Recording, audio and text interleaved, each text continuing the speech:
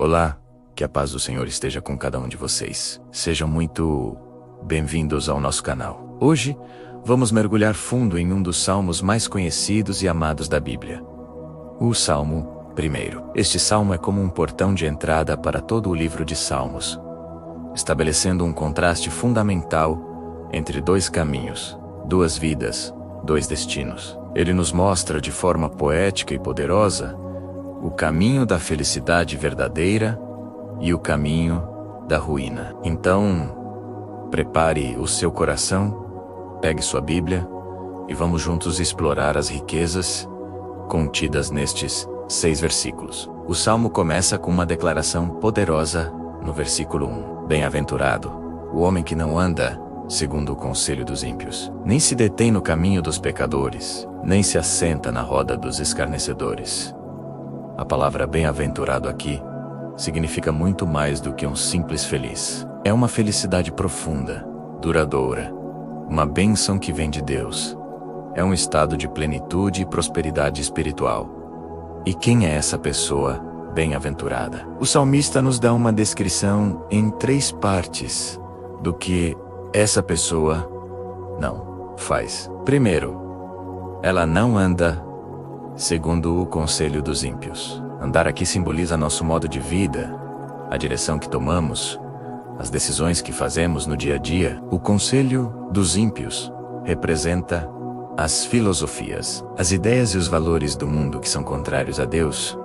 São aquelas vozes que nos dizem para buscar o nosso próprio prazer a qualquer custo, para ignorar os princípios de Deus, para viver como se Ele não existisse. A pessoa feliz, abençoada, é aquela que conscientemente escolhe não seguir essa direção. Ela não permite que a mentalidade do mundo dite o seu caminhar. Segundo, essa pessoa não se detém no caminho dos pecadores. Se andar é a direção, deter-se ou parar sugere um passo a mais. É quando começamos a nos sentir confortáveis no ambiente do pecado. Talvez no começo a gente só estivesse andando, passando por ali, mas agora a pessoa se detém, ela para, ela começa a participar daquele estilo de vida. O caminho dos pecadores é a prática constante do erro, é viver em desobediência a Deus.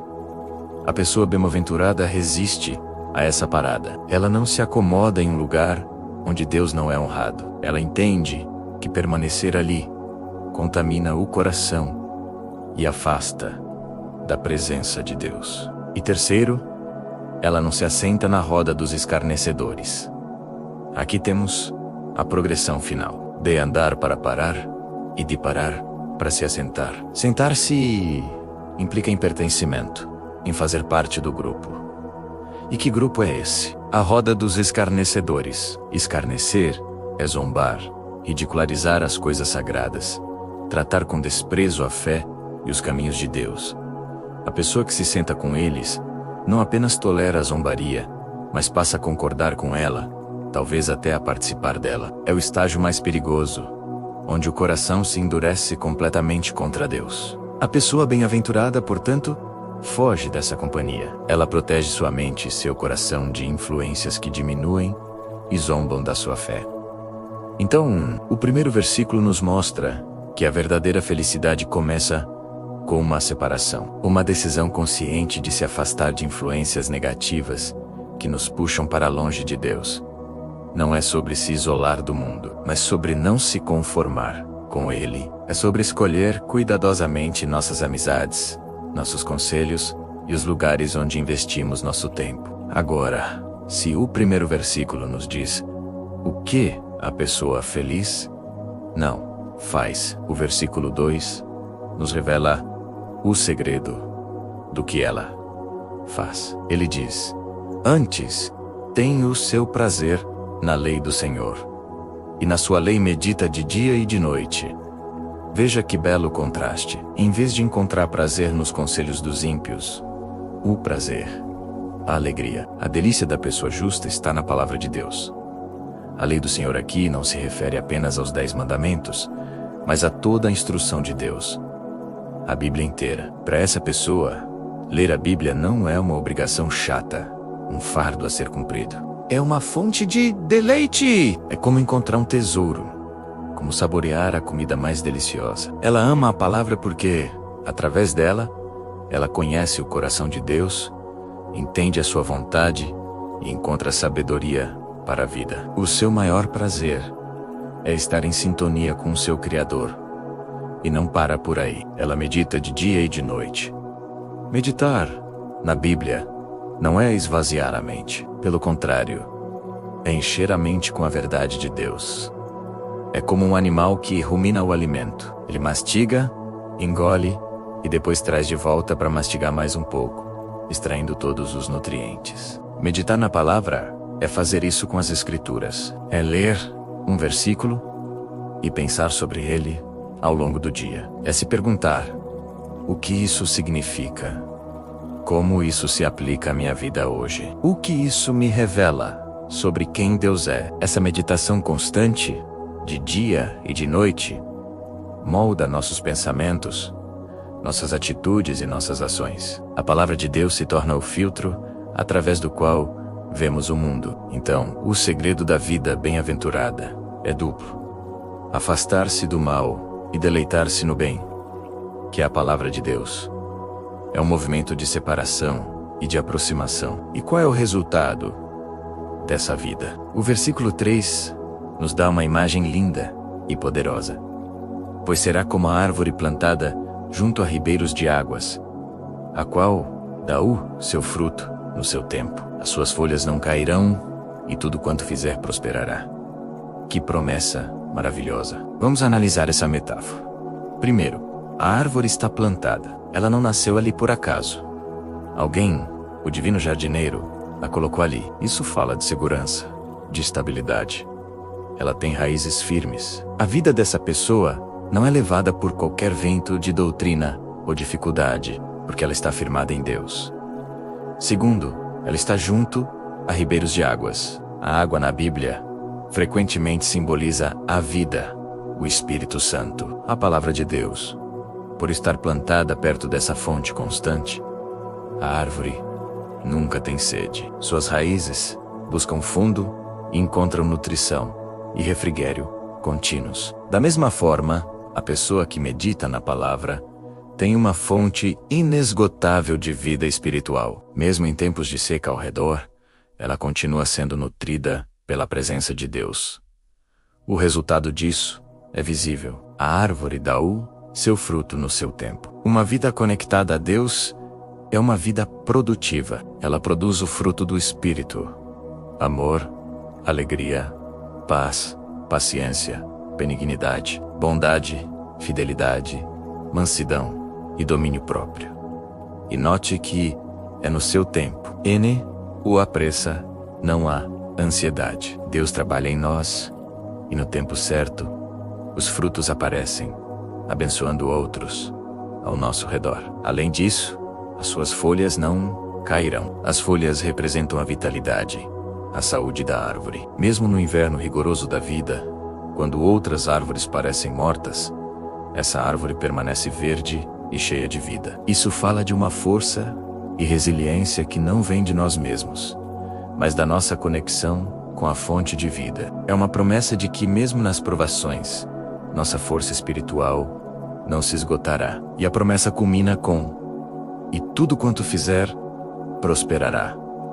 É importante entender o que é essa prosperidade. Não se trata necessariamente de riqueza material ou sucesso aos olhos do mundo. A prosperidade bíblica é muito mais profunda. Significa que em tudo o que essa pessoa fizer, de acordo com a vontade de Deus, ela terá êxito. Seus esforços não serão em vão. Seus projetos, seus relacionamentos, seu ministério, tudo o que for alinhado com o propósito de Deus, florescerá e cumprirá o seu objetivo final para a glória de Deus.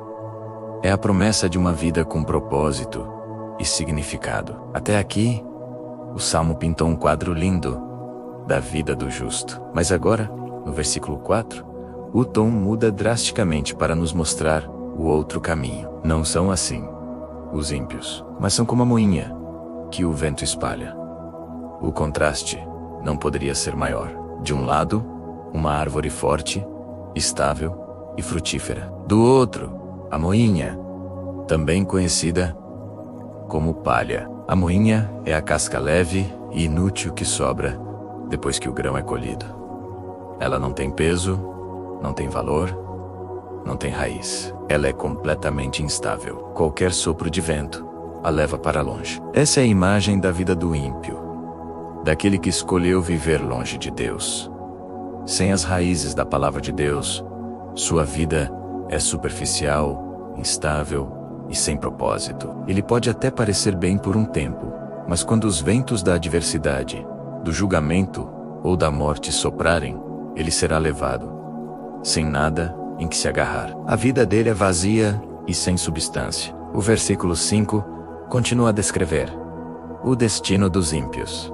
Pelo que os ímpios não subsistirão no juízo, nem os pecadores na congregação dos justos.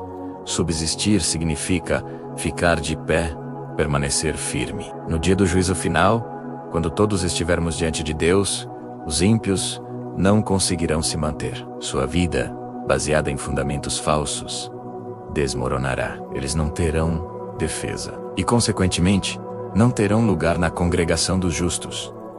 Na comunidade eterna daqueles que foram salvos por Deus, há uma separação final e definitiva. Aqueles que escolheram viver separados de Deus na terra estarão eternamente separados dele.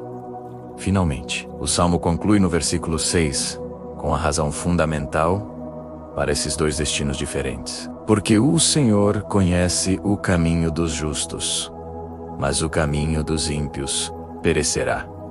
A palavra conhece aqui é muito especial. No hebraico, yadá não significa apenas um conhecimento intelectual. É um conhecimento íntimo, pessoal, de relacionamento. Deus não apenas sabe qual é o caminho do justo, ele anda com o justo nesse caminho. Ele o protege, o guia, o ama. É um relacionamento de cuidado e aprovação. Deus está envolvido na vida daquele que o busca. Em contraste, o caminho dos ímpios perecerá ou conduz à ruína. Deus não precisa intervir ativamente para destruí-lo. O próprio caminho, por sua natureza, leva à destruição. É um caminho que se afasta da fonte da vida e, portanto, só pode terminar em morte e perdição. O Salmo 1, portanto, nos apresenta uma escolha clara. Não existem 3 ou 4 caminhos. Existem apenas 2. O caminho da vida e o caminho da morte. O caminho da árvore e o caminho da palha. O caminho da bênção e o caminho da ruína. A pergunta que este salmo nos faz hoje é: em qual caminho você está andando? Onde você está buscando seus conselhos? Onde você encontra seu prazer? Sua vida está firmada como uma árvore, nutrida pela palavra de Deus? Ou está sendo levada como palha por qualquer vento de opinião?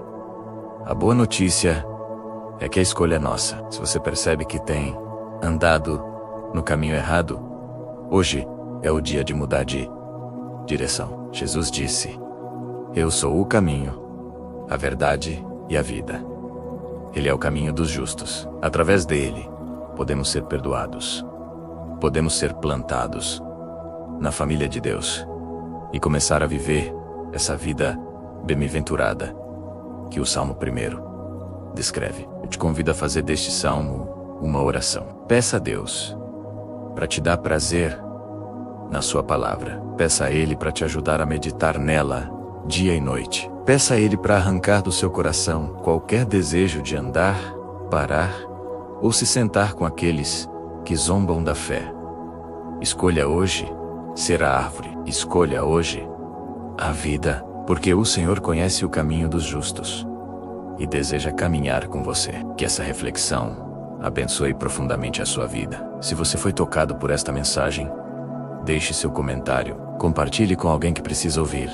E não se esqueça de se inscrever no canal para mais estudos como este. Que Deus te abençoe e te guarde. Muito obrigado por assistir e até a próxima.